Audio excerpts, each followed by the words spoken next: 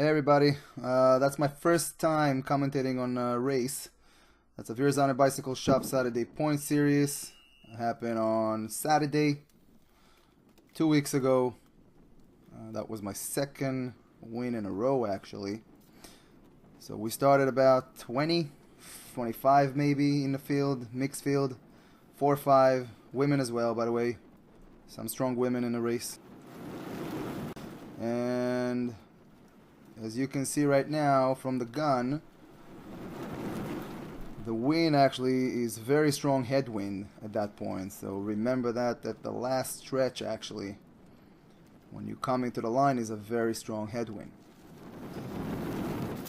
So I was coming from a wind 2 nights before, and I didn't know what to expect. I thought it was a fluke, and I was actually thinking to myself before the race. I was actually checking the course to see how wind directions, where they're coming from, hypothetical attacks, and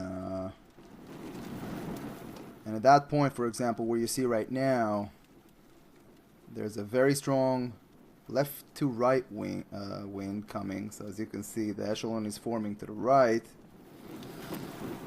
And I thought to myself, that was actually a very good place to attack down the line, if it comes down to it. But at that point, I was just conserving energy as much as I can. So that's the course. It's a triangular course, 3 corners basically. Very fast. Bad pavement, very bad pavement. You can see it from both sides there. A lot of potholes.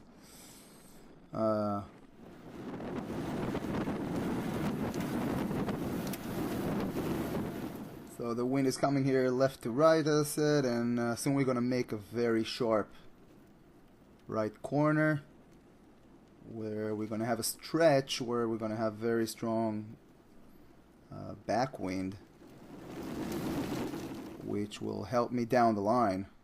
You'll see it in a minute. So I'm coming all the way to the left basically. There's a it's slightly coming probably from the right here, since I'm going to the left. So the name of the game is, as you probably know, conserving as much energy as you can and put it on the line when it really counts the most. Don't burn all your matches at once, obviously. Conserve energy as much as you can, and when you feels like that's the time to attack or chase someone or chase an attack or make your move basically, you're gonna be fresh as much as you can. That's Eric in front of me.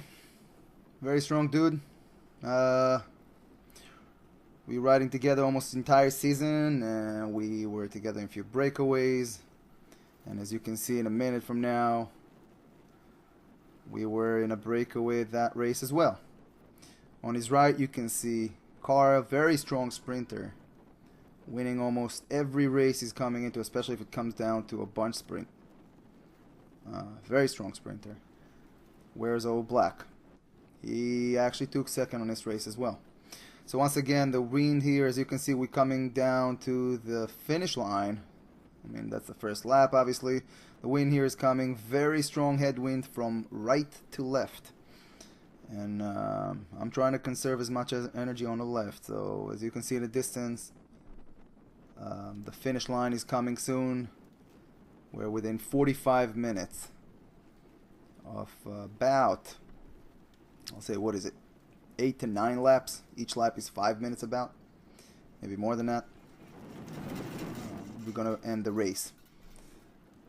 So that's how it played. So once again, trying to conserve as much energy as possible, always looking forward, always looking to see if any moves going on.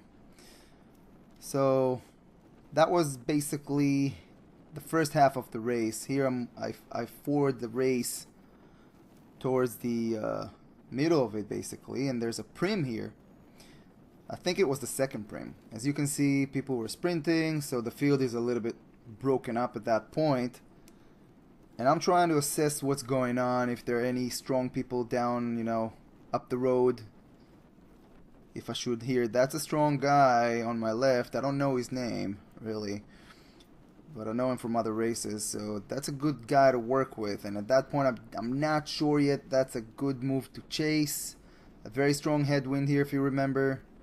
They're about to do the turn, very strong turn right, so they're gonna have a wind coming left to right.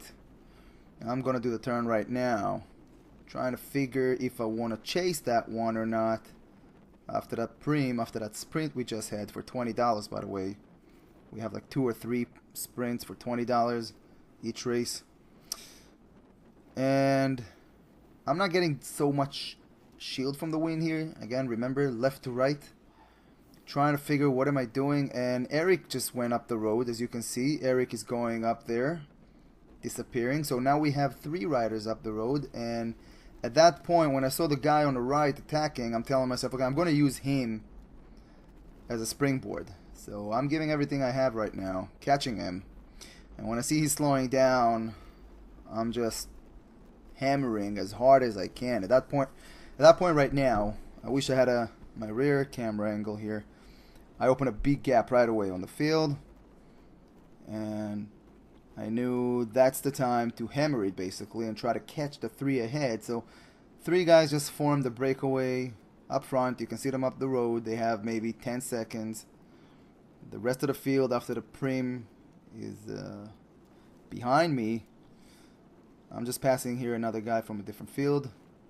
That's Jack, my buddy. And here's the 3. I'm catching up to them.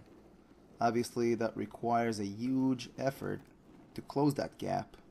Remember, there are 3 of them in the front working together right now. I'm all by myself chasing them to try to form a 4 riders breakaway.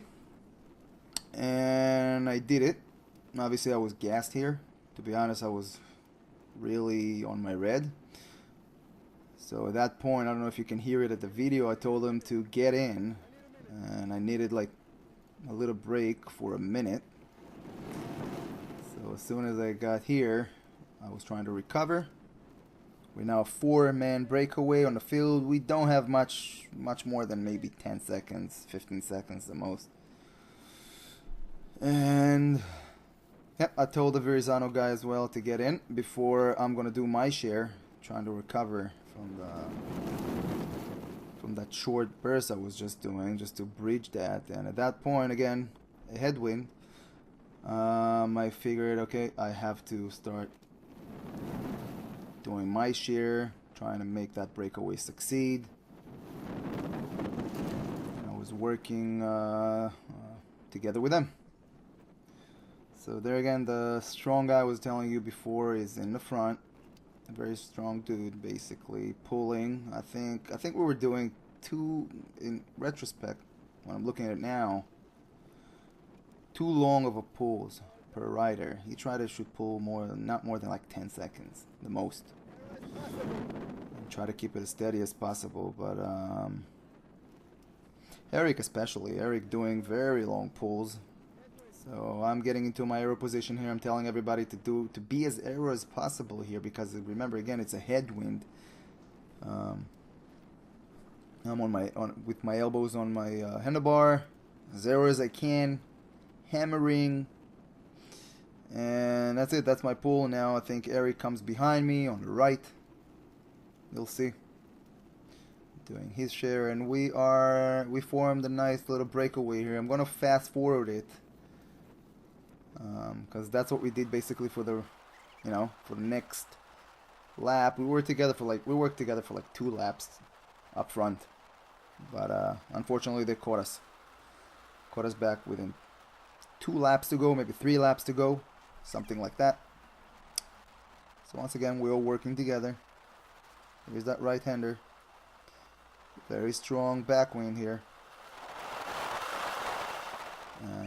I'll be honest with you, I felt like we all very tired, and it didn't go as fast as it should be in order for the break to succeed. Okay, I was doing obviously as much as I could, and everybody else as well, but it didn't feel fast enough. So fast forward again, here we're crossing the line, and the field is pretty much closing up on us at that point. I think Eric noticed it. He looked back. He told everybody here at that point. He's telling everybody that they're right there. He stopped working. And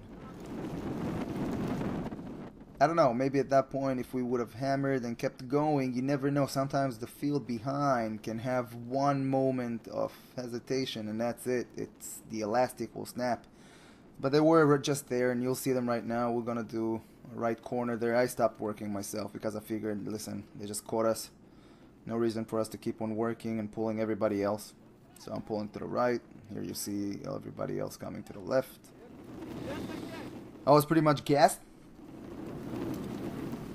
And I figure I'm going to have to see it at the pack with everybody else. Obviously, counterattacks came in, as you can see.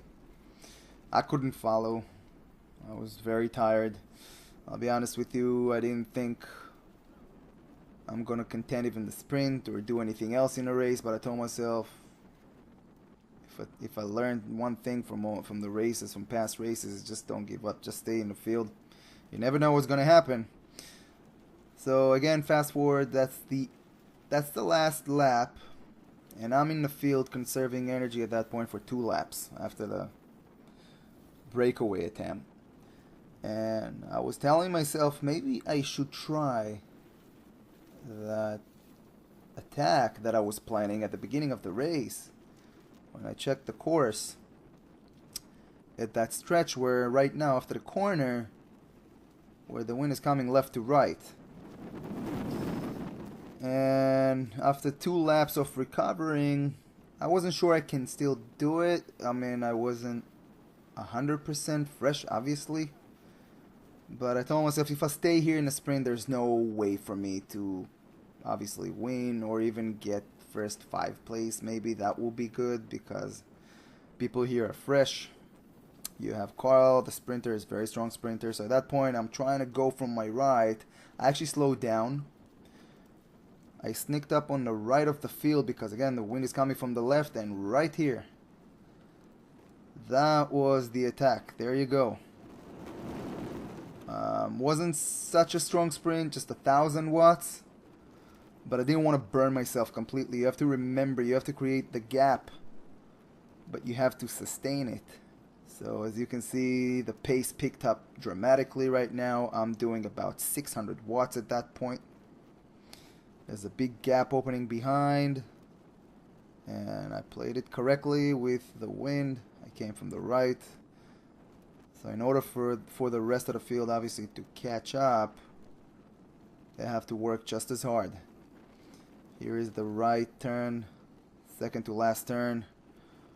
I'm trying to get as much draft as I can from the car, even though it's pretty far away, but every little bit can help. Putting my head down, and it really hurts at that point. I'm doing close to 400 watts, just trying to sustain it as much as I can. And I looked maybe once or twice back. I remember the field about 10 seconds behind me. 10, maybe 15 seconds. But I never, when you're doing such an attack, you never feel like you're safe enough. You always think they're just going to catch me down the line, just before the line. That like it always happens. And you just keep on working as hard as you can, like your life depends on it, basically. And as you can see, that's pretty fast. I'm not fast forwarding here. But right now, that stretch, if you remember, I'm all by myself after that attack. I'm already starting to feeling it. Probably legs are burning, but it's a headwind. I am as aero as possible here. My head is probably touching the stem almost. Doing close to 400 watts. At the end, this attack was averaging about 420 watts for that 2.5 minutes solo attack. Coming to the end of the line, I'm not even looking back. At that point, I'm actually sprinting. I'm keep on thinking they're right behind me. They for sure gonna catch me, and this attack will go for waste. But at the end of right before the line, I realized that's it. I won the race. And that was the second win in a row, and I was very surprised, very happy, of course.